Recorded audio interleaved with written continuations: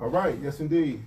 This is DC's only independent radio station. We act radio broadcasting live on the radical side of Mountain King Avenue, the Annabelle Nation's capital, Foothill, Cedar Hill, the line of Anacostia, the bicentennial Freddie Douglass home. I'm joined in our Anacostia Unmapped studios with some illustrious guests. These are the co-defendants. These are the rebelliously beautiful journalists and activists and badasses who are responsible, large or in part, with the exposure and the downfall of the house that Jack built. And we're talking about none other than the longest sitting council member, Jack Evans. Joining me here is Adam Eidinger, proposer of the Jack Evans recall. Pete Tucker, independent journalist. Jeffrey Anderson, editor and founder of District Dig. Okay, so guys, let's take it from the top. You know, the thing started with me was when Adam was getting drugged from the podium at the press conference trying to stop the baseball stadium that was funded by Jack's illustrious hands. Let's start there. Pete, Adam, the baseball stadium is my introduction to Jack. So Jack has been the go-to person for big business from out of town that wants to develop in downtown DC. And there was a $700 million giveaway to build a stadium with public money. And yeah, I mean, Jack has stood there with baseball the whole time. Even though these are billionaires who own these baseball teams, they can afford to finance their own baseball stadiums. But as a result, they get a sweetheart deal with the DC government because it's centered around economic development. And you know, you can see now in southeast, southwest DC, just a whole new neighborhood, a whole new, it looks like Manhattan now. Mm-hmm. It's unrecognizable to people who've lived here. But this is the kind of big dollar development that Jack has been pushing the whole time. And some people love it. And some people who are longtime residents see it as corrupt and corrosive to our community. Jack Evans was on Rock Newman Show, which was launched here on React Radio, by the way. And it was being broadcast at Busboys and Poors. And when Jack was on during the break, I told him that, you know, you're the best crook on the DC Council. And he says to me in his Nixon voice, I'm not a crook. Everything I do is legal. And I said, that's why you're the best crook on the council. Pete, how is it he was able to operate in the open for so long, navigate, I think it went up to $1 billion for the stadium construction, if I'm not mistaken? Yeah. Because it did balloon. Yep. And for a billionaire, as Adam just pointed out, one of the wealthiest families in sports. Yep. Gets $1 billion of tax-free money to own a stadium, and Jack brokered that deal. How is that possible? Well, it's kind of an amazing story, and it's good to tell it here at We Act. Come on, and thank you for your work. It is so critical to have independent outlets, particularly on this side of the city. I don't think you can tell the Jack Evans story without talking about gentrification, which is the first, second, and third most important issue that's happening in the city. And Jack was a protected man. We've seen one council member after another with strong black support be targeted by the media in ways that Jack just wasn't. His 29-year career comes to an end Friday, in no small part thanks to Jeff's work. Why did it take Jeff at District Dig, his independent journalism, and others and activists to do this? Where's been the Washington Post been for 3 decades? Mm-hmm. And it's because Jack was doing things like the baseball stadium, which they supported, which freed up $1 billion. And what was Jack's role in the baseball stadium? Well, we know that his last couple of roles, in no small part thanks to Jeff's reporting, we learned that these last couple of years we've seen exposure. And we've seen the corruption it's now being documented, not only in Jeff's reporting, but there's a council report, there's a Metro investigation. We have no visibility on what happened for the preceding quarter century, which includes that $1 billion baseball stadium. We do know that an outrageous sum of public money, which could be used on so many fronts, instead of being used to stabilize black families and provide services, goes to a billionaire family and pushes people out. And what else Jack was up to there, we don't know, but it's an outrageous tale that is far deeper than just one guy.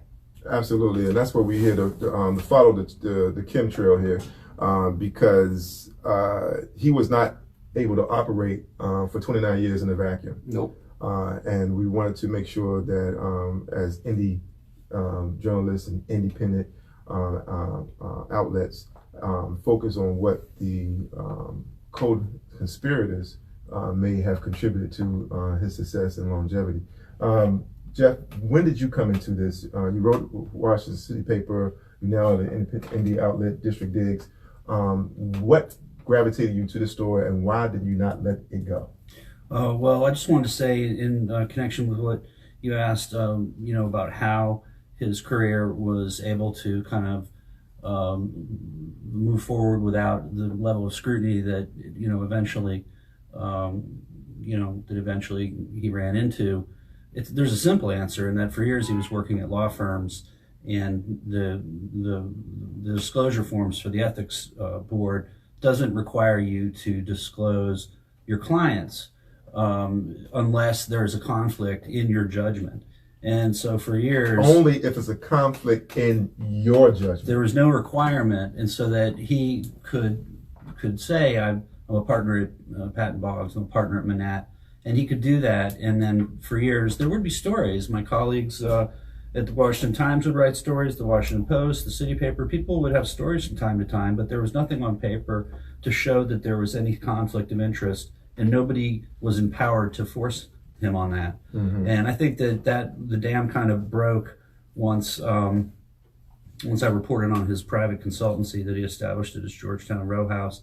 I want to go back a little bit farther than that. And in 2016, which we now know was a kind of a watershed summer for him, with a lot of planning and a lot of client solicitation involved with Digi Outdoor Media, digital sign company, and other private clients. He was promoting legislation for digital signs. Mm-hmm. I was contacted by activists who had a problem with the signs. I don't generally take positions in issues like that. Some people want the signs, some people don't want the signs, but I was made aware that there were some unusual connections between Jack and the founder of the sign company. Mm-hmm. So I started writing about that, and I did a freelance story for City Paper. I joined the staff as Loose Lips. I probably wrote 5 more stories as they continued to try to find ways to push this sign initiative. And there was a period of time where the story was dormant. Around December of 2017, the sign guy, Don McCord, was sued in federal court out in Washington State for fraud schemes related to his promotion of the signs. He was indicted in the Northern District of California for fraud, and I reported that story for the City Paper. I left the City Paper at the end of 2017. Interesting story. I don't know if many people know this, but I was sitting at my breakfast table one day in January of 2018, and I remembered that I had a FOIA request that I had not opened yet. There was one story at City Paper that did not get published. It was a roundup story about the lawsuit and the indictment, and looking back at the scope of Evans and the mayor and their involvement with this company. Well, in this FOIA that I opened at my breakfast table, I see these emails between Evans and this Don McCord character, in which McCord offers Evans's son a paid internship. Now, given what we know now, it sounds so trivial in retrospect, but at the time, that's the kind of thing that had not been really reported before. Mm-hmm. You use the words pay to play, quid pro quo, words like that. However you want to characterize it, this was something new. And once I got onto that, it was a matter of time before I found out about his private consultancy. Started to report on his ties to Bill Jarvis, a lawyer, lobbyist, developer, friend of his. And the whole thing just gained momentum from there. At some point, I became aware that the Washington Post was working on it, which I was very pleased to hear, because let's face it, gentlemen, nothing happens around here until the Washington Post gets interested in a story like this, where you're going up against the status quo. Which we're trying to challenge. Well, I mean, there's a lot of Democracy independence. dies in darkness. There's a lot of spirit, there's a lot of heart, there's a lot of independence out there, but it's still a company town, and politics is the company. I have to say that the recall effort was inspired once it was on the front page of the Post regarding using his council staff mm-hmm. to solicit paid work. And when I saw those emails that they had FOIA'd, I guess, it was just so blatant. I mean, I worked on Capitol Hill and when I was in college, and I'd interned in multiple offices, and everybody knows that when you're in a government office, there's no private business going on whatsoever. And here he is using his private office. He has no real office for his firm. I'm using his public office for his private office. He uses his bedroom for his private office, and he has no staff. He's using his council staff. I mean, it really was like outrageous. But knowing it was in the front page of the Post, it became clear to me as well. They're no longer covering up for him anymore. Right. You know, and something has changed. No, they invested in it and did probing, great work. They advanced the story at every turn. I will say, at the risk of appearing immodest, that they did follow my lead. They did copy my FOIA requests. They did take that material and develop their own stories. Mm-hmm. I would say that the biggest breakthrough moment of 2019 was when Robert McCartney uncovered the WMATA, the Washington Metro Area Transit Authority investigation. And I think at that point the floodgates opened, and we started to learn things that nobody had ever been able to show before or even envision with the specificity of which it came out. And I think at some point it just became stunning. You asked why I didn't let go. It was too big to let go of. I had to keep going. It was a competitive situation with the Post. I completely applaud their efforts, and I'm so grateful for that. And I just wanted to keep going until we had some real accountability, until the council itself took it seriously. Why did that eventually happen? I would point to two speeches that were given on the day of the expulsion hearing. They had an ad hoc committee that voted to expel him. Councilmember Mary Che chaired the committee. Mm-hmm. She set up the discussion. She turned the mic over to Robert White, I believe, who gave an impassioned speech in which he characterized the entire saga as an embarrassment. Councilmember Silverman then followed him with an impassioned speech about how they had been lied to and embarrassed by his activities, complicit in things that he had done that he was now being called to account for. And it was remarkable to me when Mary Che handed the microphone down to Phil Mendelson at the far end of the dais, no longer at the center in control of the hearing, and caught him not prepared to speak to the matter, and having no choice but to acknowledge the concerns of his colleagues. And then they just dropped like flies, one after the other, 12-0 to expel him. And that was the moment, I think, where people felt, I certainly felt, wow, they're really taking this seriously. Mm-hmm. They're really deciding that we're not going to tolerate this sort of thing. When Madam Mayor was here for the groundbreaking of the Anacostia Gateway here just a few days ago, the press conference, the first round of questions from the press, like the first 10 minutes, was all about Jack. And they got to the point where it was like, can we please talk about east of the river? She hasn't talked about him yet. She said, in her response to all of their inquiries, that we have turned the page. And I felt that was very dismissive, that, wow, that was your guy. And, and she didn't even offer, even veiled support, where we must honor the years of his service. And, what I'm saying? Like, it just threw him under the bus. We turned the page. Do you think we've turned the page? Do you think there's a new page in DC politics? Do you think this is a shift? Or do you think that this is them trying to circle the wagons because we don't know how far this is going to go if Jack starts singing? Well, let me just defer to these gentlemen because they're more well-versed on the stadium, for instance. I'm not well-versed on that subject. But for those who just joined us, we're here discussing the house that Jack built. That's Jack Evans, the longest sitting councilman in D.C. history, I believe. Right, yeah. 29 years on the D.C. Council. He's just gone down for ethics violation. Do I dare say corruption? Yes. Corruption. Yeah. And I feel conflicted because I don't like kicking a man when it's down, but this is a bigger issue that we have to examine how is it that Jack has been able to operate with impunity for 29 years, but so many other councilmen have gone down for lesser and minor charges? This is the great excellent point that you make, and then in their discussion of something that they're well versed on, and Pete's done all these deep dives, chronicling the coverage over the years, a lot of institutional memory and knowledge at this table, particularly with these two guys. I think it'll be a long time before we fully understand what has happened with all of the development and all of the growth in the city. And I don't think you can just turn the page. Yeah, because when a dirty cop goes down, they go back and reopen the cases that he, they go back and look at all of the cases, and that's not the case here. Adam, Pete, open floor. Well, if I can, yeah, I'd love to. They are making sure that does not happen here. What we're seeing is the surgical removal of Jack Evans and just Jack Evans. At every step of the way, you look at the council investigation, the redactions in the documents. It's clear that Jack Evans' time is up. They want him off the stage, and they want as little fallout as possible. I see this in the post coverage, which has been excellent now at turning the page and exposing Evans.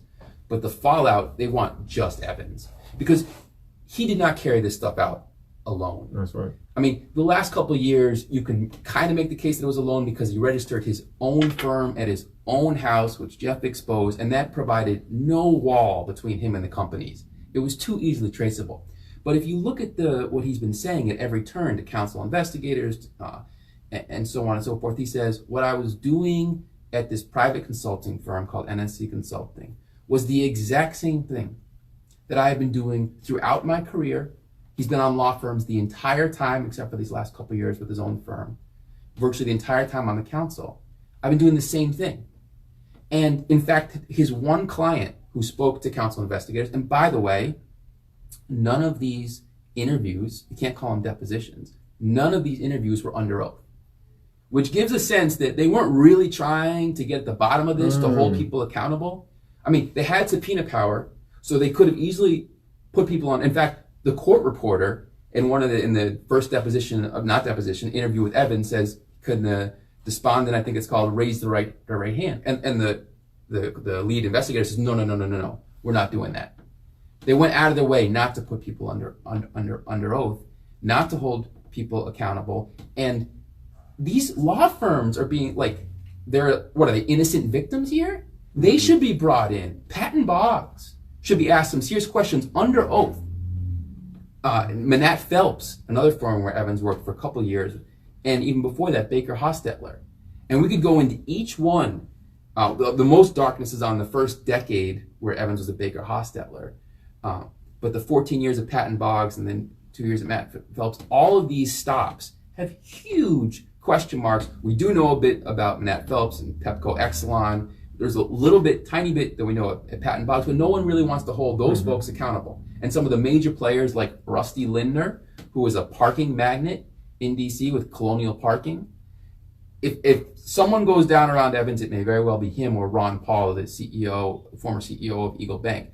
Rusty Lindner was chairman of the Federal Reserve Bank of Richmond as he was secretly paying Evans for his advice and counsel. That advice and counsel just happened to coincide with Evans providing service for Lindner and his company, both at Metro and the council. And he's been doing that for years. These are relationships that go back years and years and years for Evans. So what we are seeing, Kimon, is the surgical removal of Jack Evans and just Jack Evans.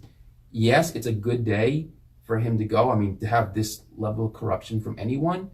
But the folks that corrupted him, the folks who have profited so handsomely off of gentrification in this city, there's a number of funny exchanges in the 800 pages or whatever from the interview. The investigator asked Evans, so a lot of your clients are developers, huh? And Jack Evans says, I don't know. Yeah, he knew. Well, the system that allowed him to flourish has not changed and still exists, as you just alluded to. The discrepancy of disclosing any self-policing here of conflict of interest.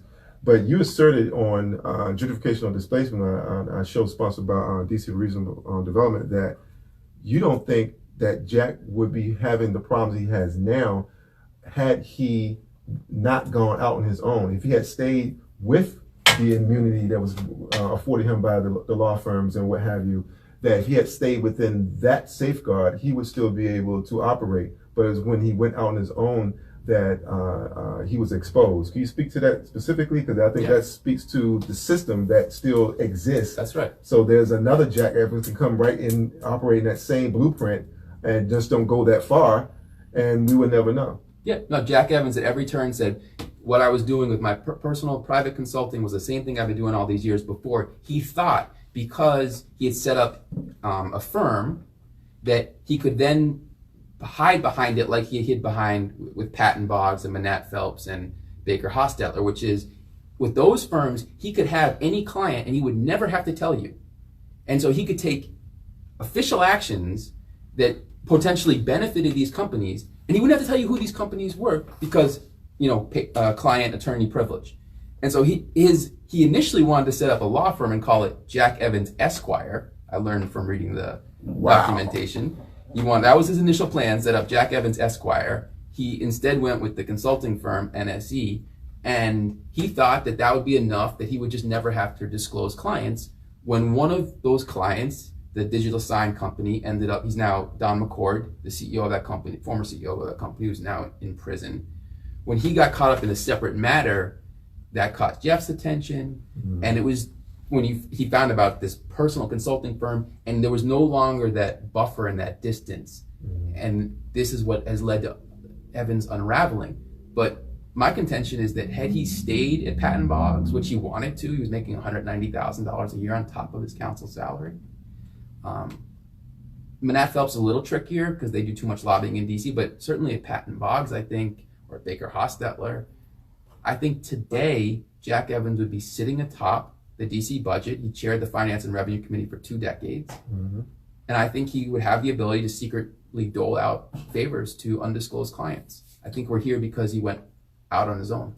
Back to something that you said earlier. It's funny when he says that I'm only doing what I've always done. I mean, that's a remarkable statement in and of itself, because it's very disputable as to whether that is appropriate. But part of the story of Jack Evans is how accustomed the media and political establishment and the media establishment became to his profile and persona and the way he wielded his power.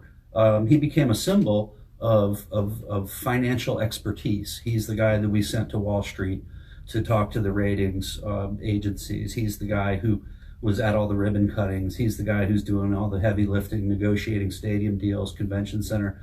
And so whenever a reporter, like my colleague Jim McElhatton, for instance, would come up with a story that would raise eyebrows, it wouldn't always get the traction that you would think it deserves because, well, he's a big guy and it's a big tough job and he's Jack, and there's silly things like his parking habits, and he's notorious for parking illegally, but little things like that just became kind of normalized him as a figure. And I think people just kind of tended to look the other way. And then I got to say this, the media, especially at some of the highest levels. Corporate media, just want to put that out there. Corporate media corporate media and high-profile media personalities and people who befriended him and looked the other way. And, even once things started tumbling out, we're really reticent about leaning hard into it. And now it's all out in the open and we all have to question ourselves, But I think it's more important to look at, Jack has been known for another thing, and that is always being a loyal servant to the mayor. And that's several mayors now, going back to, I don't know how he related with Mayor Barry, but Anthony Williams, Mayor Williams, Mayor Fenty, Mayor Gray, now Mayor Bowser, he was a loyal servant to those people, and it just causes you to wonder what all he knows about them and what they know about him. Exactly, and the mayor is on record saying that Jack is her favorite councilman. So I want to roll back a little bit to the conversation where you were talking about the council deciding to hold him accountable finally and what led to that. I think the political situation in the city was becoming unattainable. It's changing, isn't it? Yeah. Well, just the nonstop flow of new stories that were coming out in the mainstream and in independent media during the entire period that we were collecting signatures for the recall. And for people who aren't aware, you need to collect 10% of the registered voters in a jurisdiction to force a recall election. And according to the Board of Elections, there's 49,000 people that live in Ward 2, but really that number is closer to 38, maybe 36,000 that are physically here, because there's just tons of people on the voter rolls that have moved away. It's a very transient neighborhood. You've got 2 universities, Georgetown and GW alone, have 6,000 people on the voter rolls that do not live here. We've confirmed they don't live here. So doing a recall in this ward is extra hard, because you're not just getting 10%, you're getting closer to 20% of the actual people that are physically present. So for months, we systematically went throughout the ward and collected signatures. And a lot of people don't even know who their council member is. We were meeting newcomers all the time. We were registering voters too. But when it came down to having enough signatures, this grassroots campaign, which is totally handicapped by campaign finance laws, you can't have a millionaire come in and just pay for people to collect the signatures. You have a $500 cap on donations. And we'd raised about $7,000. But in the end, we turned in over the required number, something like 5,600 signatures of the 4,949.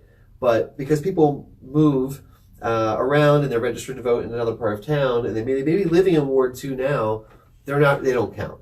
So we had all these Ward 2 addresses, but many of them were not registered voters. And in the end, we came short by about 600. And I knew that we were short. But I didn't let on to the media that we were short. We're going to let the Board of Elections determine that. And the idea was to drag this out as long as possible to show the political pressure to remove him from office.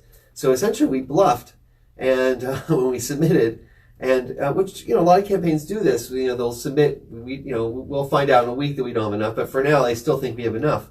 And that was in the middle of that hearing, the ad hoc committee where the first vote took place. I realized that the people on the committee were assuming that we had the signatures, because apparently Phil Mendelson and other council members were saying, "Oh, Adam Eidinger has 10,000 signatures. He's just acting like he doesn't have it, but he really does have it." And that recall is definitely going to happen. And with that, mindset, like the recall is an extra election we don't have to have if the guy resigns. We'll still have a special election to fill the seat if it's successful.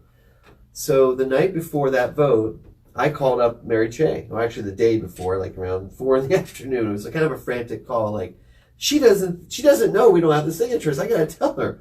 They got to have that vote tomorrow, or this is before done. The expulsion vote? This is before the expulsion vote, the night before. She calls me back in the early evening, and we spoke for 20 minutes. I've never spoken publicly about this, by the way, so you're breaking the news. All right. Exclusive. And I said, and we're not like good friends, but we have spoken before, so she knew who I was. And I said to her, you got to vote tomorrow. Like, you've got maximum leverage now. People think this recall's happening. It's not. We don't have enough. We have 9.5% of the registered voters, but we don't have enough. And that's pretty amazing. That's historic. That's the most signatures ever collected in Ward 2 for anything, for any subject matter. No one's ever even come close to 9.5% on a recall effort for any office in DC. So, I was like, this is historic. There is public support. You've got the Washington Post poll, but you guys need to act. You need to vote to expel. And she goes, I don't think we have the votes. Maybe we have 3 or 4 votes, and we need everybody really. And I said, well, you got to change some minds. Like, and she goes, we're probably just going to get censure. We're probably going to vote on censure tomorrow. And she told me that. And boy, did I hang up the phone feeling like deflated. And I'm thinking, wow, we're going to have to like weasel our way onto the recall, because we're going to sue the Board of Elections, and we're going to make sure that everyone knows that the number they're requiring isn't fair. And we're being asked to turn in more signatures than we really should be turning in. And we have proof that all these people don't live here that are still on the voter rolls. And that was going to be our plan B. Not a fun plan. Long shot odds that the courts will agree with you that they're going to revise the number down. But, that it wasn't necessary, because the next day this hearing happened. And I also watched the hearing online. And I was amazed at how strategic she was and who she asked to speak. It was like she knew who was for expulsion. So she front-loaded all the expulsion voices first. And then it was like the people in the middle, the people on the fence, people who maybe really didn't want to go for expulsion, they spoke last. So you could see, where Jack's support was, but nobody wanted to stick their neck out and be Jack's supporter. The minute she counted to 7 votes, she passed it down to Phil. The chairman of the DC City Council. And he wasn't ready to even comment. He's like, I didn't know we were going to be voting today. It was a stunning moment. It's like, you're here to vote. How much more do you have to see? And it reminded me also of this impeachment. It was the highest political theater of the year. Yeah, it was great political theater. Yeah. And also just it reminded me how these Democrats, and mostly Democrats, are holding another Democrat accountable for official corruption in his office. Yeah. And if they can't do this here, how can they ever justify impeachment of President Trump? And so this is happening right down the street. So I actually think that because impeachment's happening, because the recall was a great bluff, and then you've had all this news media coverage, it was just a perfect storm to expel a council member the first time in history. Well, it would have been the first time if he hadn't resigned. And Jack just, I think he was in denial until the very last day of his resignation. Like he was looking for some way to save his skin, some way to save his reputation. But if you don't have your reputation, you're a poor person. He has millions of dollars in the bank. The guy has a huge house in Georgetown. He's a wealthy individual. He's become wealthy as a public servant. Wow. And his kids are living a lavish lifestyle too, all expenses paid in other cities. So this guy's really in the elite 1%, and now he has nothing. He can have all this money saved up, but his reputation is trashed. And people like Tom Sherwood, who usually I really respect his coverage, he has been so blind to so much of this corruption because he's friends with Jack Evans. And other members of the media in D.C., the elite media, are friends with him. They go and watch ball games together. They go and watch Redskins games together. There's a little bit of this like good old boy. Mm-hmm. It's good old white boy. And it's good old Georgetown. Hey, it's like this is an end of an era. And I predict in this next election, you're going to see major fallout for people that were aligned with Jack over the years. People like Brandon Todd, I think, are done in DC politics. And this is one of the mayor's people. Mm-hmm. So this was all part of a bigger thing. And last thing I want to say is last year, Jack led the effort to overturn Initiative 77. That's right. Minimum wage for tip workers being the same as everyone else, is having the same minimum wage.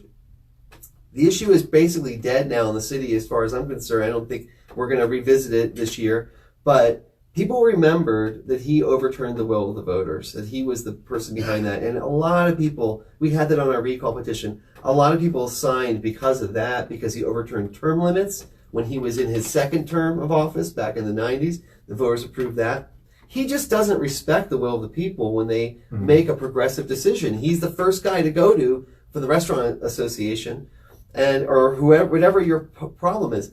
And it hasn't been mentioned today, but we've got to mention East Bank and the development of the West End Library, which was a total scandal happening in real time that the mainstream media ignored because they had a perception that the District of Columbia government could not afford to restore one of their own libraries, and instead turned around and basically gave public land away to developers. And he was on the take the whole time. I think you probably know better than I do. I think he got $250,000 in This is the library in Foggy Bottom? Yes. So that library deal, the backers of that library deal, East Bank, consulted Jack Evans. And he was paid while on the council, while he advanced the deal in the council. And that deal essentially, private money built the library, and they put private condos above the library and offices too, I think. But do you know much about that deal? A little bit. I think I don't know all the details, but Anthony Lanier is the developer, and I don't know if Evans was being paid at the time, but Anthony Lanier and East Bank and Squash on Fire, they also built squash courts across the street, and so all three of those entities were later paying Jack Evans' personal consulting firm. It's just on the East Bank tip. And what they did is they gave a library and a fire station, essentially. They leveled it and then rebuilt it and then allowed for condos above the library and I think there's some affordable housing above the noisier fire station. And this was public Affordable houses on top of the fire station. I believe that's what, or the Squash on Fire is over there too. And that's why it's called Squash on Fire, is above the firehouse. This was public property. Gentlemen, we got a few minutes left in this segment. I'm so honored to have you guys here, and thank you again for all the work you guys are doing. But I cannot leave without addressing, how is it that Washington City paper, a writer from the city paper, a writer from that struck out his own to create District Dig, he was founder of District Dig. Right. Yes. How is it that you was one of the leading journalists on this? How is Pete Tucker, independent journalist, one of the leading journalists on this? How is an activist one of the leading pressure brokers on exposing this?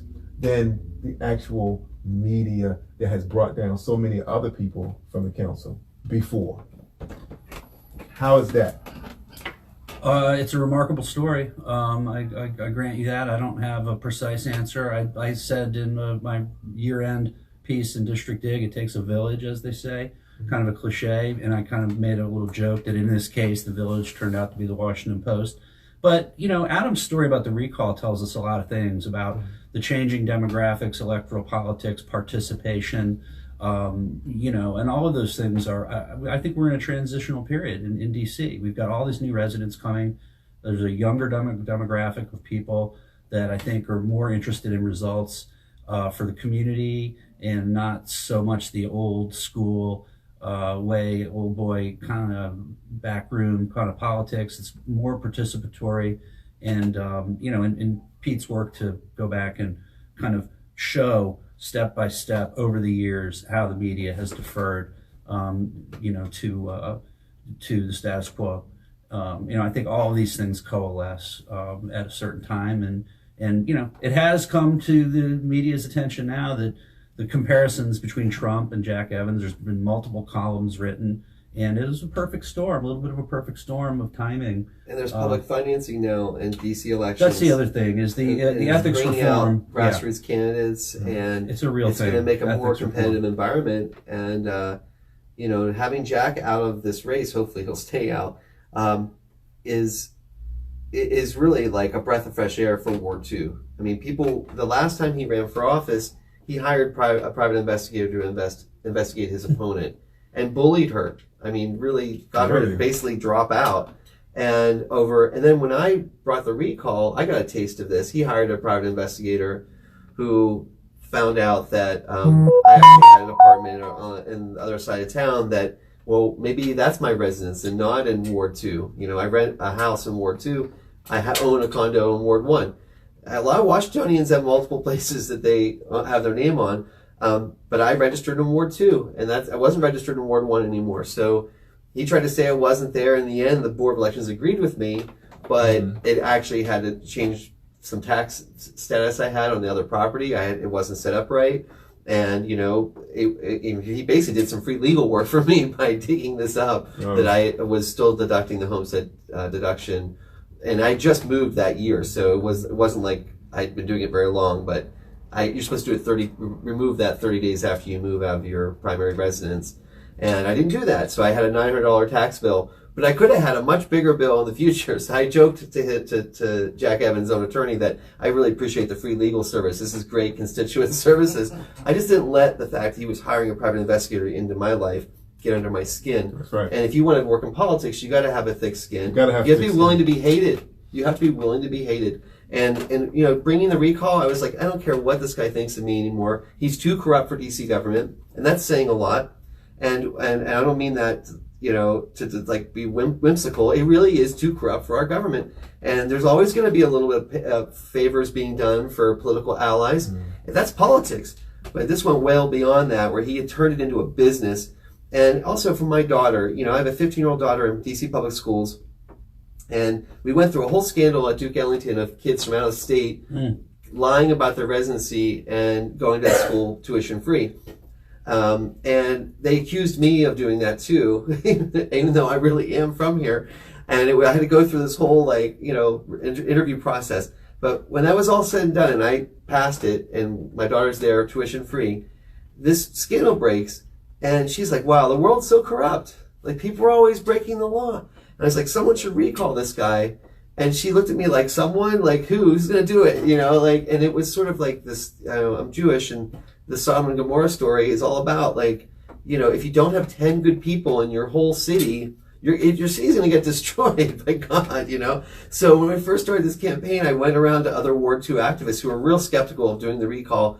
I said, look, we got to find at least 10 good people or this town is doomed. Okay. So it goes back to this, like, it takes a village.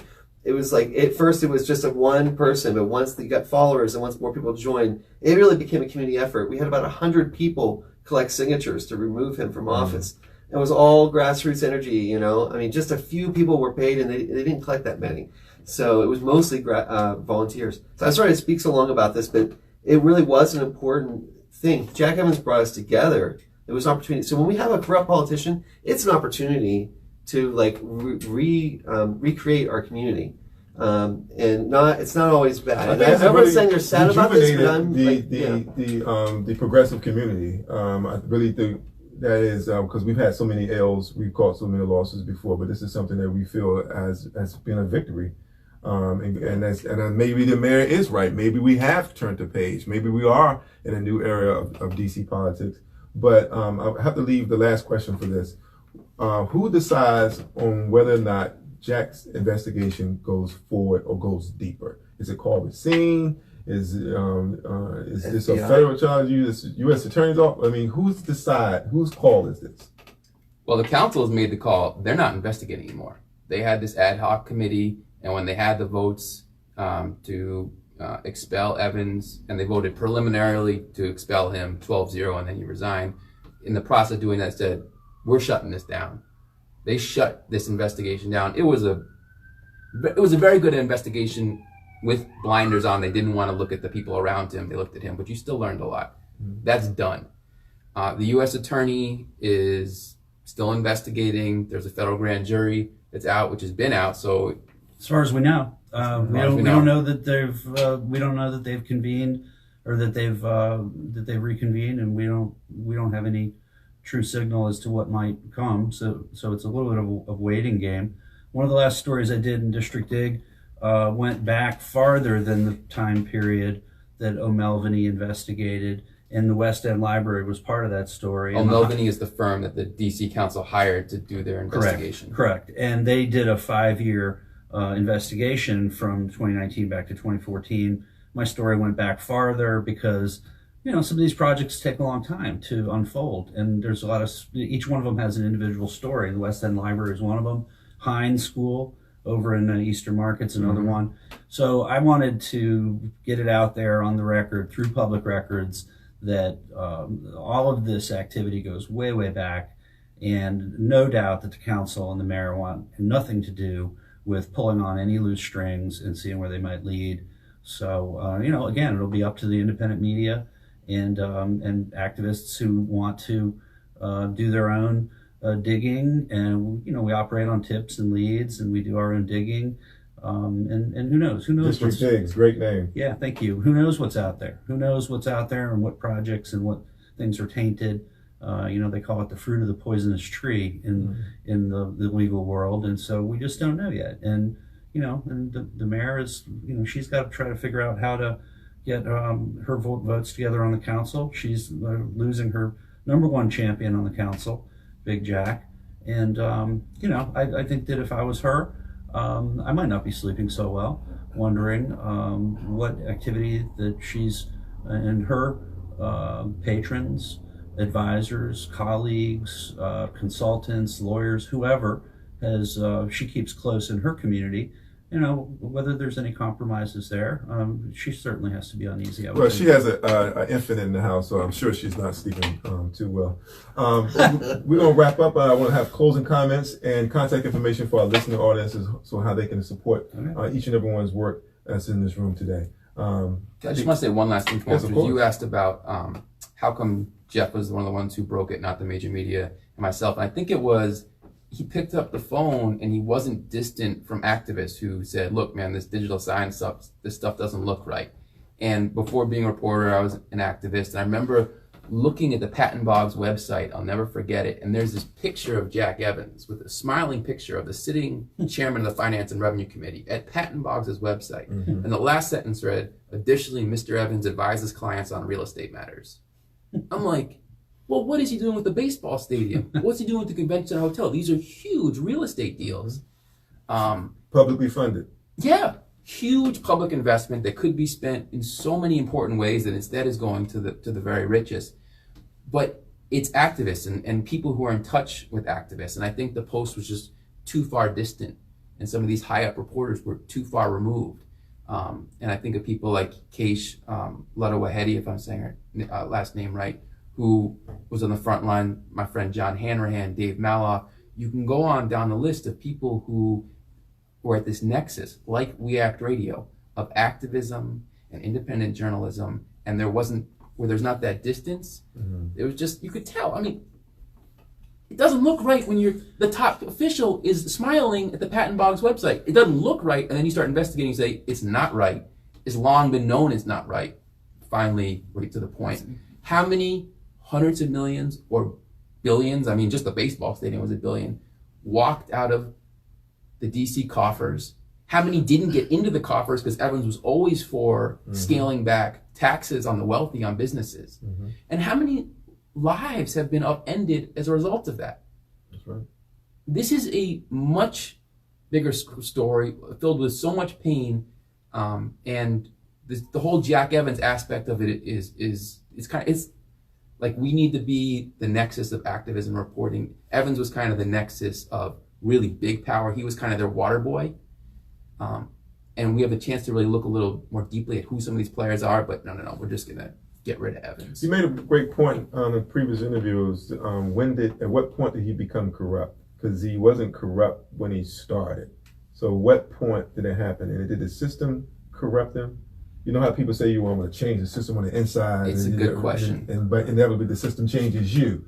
It's opposing term limits. Jack wasn't born with a spoon in his mouth. He came to town. He's from a working class background. That's right. And as they say, worked his way up.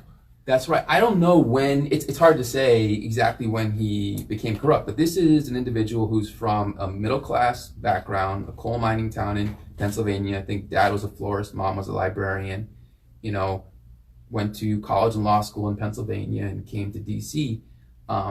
By the time he got on the council, he was working for Baker Hostetler, a firm, and he was doing some wheeling and dealing, it looks like, maybe from the get-go, but he hooked up with Patton Boggs, a leading lobby firm, and Tommy Boggs, who was a powerful figure. And even if you read his interviews today, he'll say, I just modeled it. I was close with Tommy Boggs. I modeled what I was doing on Tommy Boggs.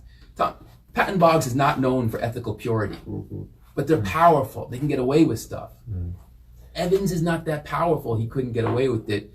So I think it was a progression, but the moment you learned from reading his interviews, apparently the moment he walked in that door, he was on the payroll of a law firm. And in fact, it looks like he made partner at Baker Hostetler while he was on the law firm, which raises all sorts of questions. What did he do to make partner as a sitting council member? There's a lot of questions there.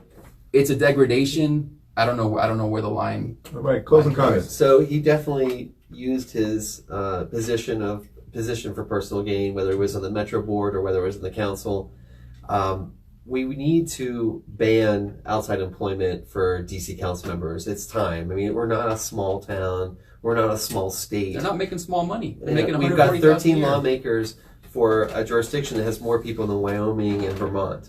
And there's hundreds of lawmakers in those states, and we've got 13 people. Jack Evans said himself in his own pitch letter, we have a really flat government, and meaning like I have even more power than your average politician. They have That's where do not realize just how powerful Jack Evans was in this city. I just want to make sure and we are like I consider us a state. We're the District of Columbia, but we're going to be a state soon. His staff, there's $500,000 in staff salaries there. There's power. And then he has the constituent fund where you can just put money exactly where you want it. But he had the DC budget. Yeah, but he had the entire budget. So, where we are now, The Ward 2 Citizens Recall Committee will be shutting down. It's over on January 31st, I believe, will be our last filing. We are still accepting donations. Ward2citizensrecall.org. If you like what we did, I think we have some debts. It's a little bit of debt, not much. And I just think that people have to continue to hold politicians accountable. And when your own politician in your own neighborhood is not representing you anymore and is breaking the law in your eyes, even if you gotta go after him. Last thing I'm gonna say is like Jack on the cannabis issue, because I'm known for legalizing marijuana here, writing the ballot initiative, collecting all the signatures. We did lobbying on council, and Jack was always easy on the issue. Whatever you want, that was his approach. His wife who passed away from cancer. He got her medical cannabis when it was still illegal. So he was a very sympathetic guy on the issue. And when it comes to LGBTQ issues in the community, I would say that's where his strongest support continues to be. Even when we're collecting signatures, it was hard because people say, "Oh, I don't want to get rid of him. He's great." And I'm like, "You're not going to get some bigot in there instead." Wait, like, didn't the Blade have him on the cover of their paper this week? Yeah, they're mourning him going because back in the day, during the Washington Blade is mourning and sympathetic to Jack Evans' departure. Yes, he's been a champion for their community. Absolutely, and I think on social issues, on local business issues, he's really popular even now. But people are accepting that this is just too much corruption, and we don't want laws to be made this way. And so I guess in closing, thanks for having me on. Absolutely, Jeff. Power is a fascinating thing, and I think and I love to study it and learn more about it. It's endlessly fascinating, and I think that people tell themselves that they're doing things for the right reason. They really believe that, and as they get results and get power and acclaim, it's easy to get into a room with people who feel similarly about themselves and about each other, and I think that it's easy for people to eventually run astray if they're not being scrutinized and held accountable. And that may be what happened here. But I think the moral of the story is that the city needs better ethics laws, campaign finance reform. We're going to have publicly funded campaigns now. The ethics board has been completely humiliated for being feckless, inept. They're going to have to rebuild that. They're going to have to install some checks and balances for campaign finance, for ethics reporting. I don't know about outside employment, but if you're going to have it, you got to have radical transparency there. You can't have an honor system where I'm making the call as to whether there's a conflict. I'll tell you when I think it's a conflict. That's not realistic at all. Then the final thing I'd say is that through the recall effort and the changing demographics, we're seeing that people. It's my hope that the younger generation of people who are coming to make a home in the city are going to demand more accountability and demand more results, particularly on this side of the river where communities are really in need. You can't afford to have people self-dealing when there's so much at stake in the lives of people in this community. Absolutely. And your contact information for District Digs? www.districtdig.com, @districtdig on Twitter. And last words for Pete Tucker, PeteTucker.com. Yeah. Pete-Tucker.com. And Kamon, my last word is I just want to thank you and We Act Radio for being here, for doing what you do, for convening us. It is invaluable. We couldn't get this is the way we get the message out, and there needs to be the stories told of folks at the wrong end of Jack Evans' policies. So I just wanted to say thanks to you and thanks to We Act. Absolutely, and we was founded off an African proverb that simply said, "Until the lions have their own historians, the tales of the hunt will continue to glorify the hunters." So I want to thank each and every one of you for telling the lion story. And we are not here to go quietly in the dark. So here is Roar. We Act Radio, do something. Adam, Pete, Jeff, please support independent media that supports you. We Act Radio, do something.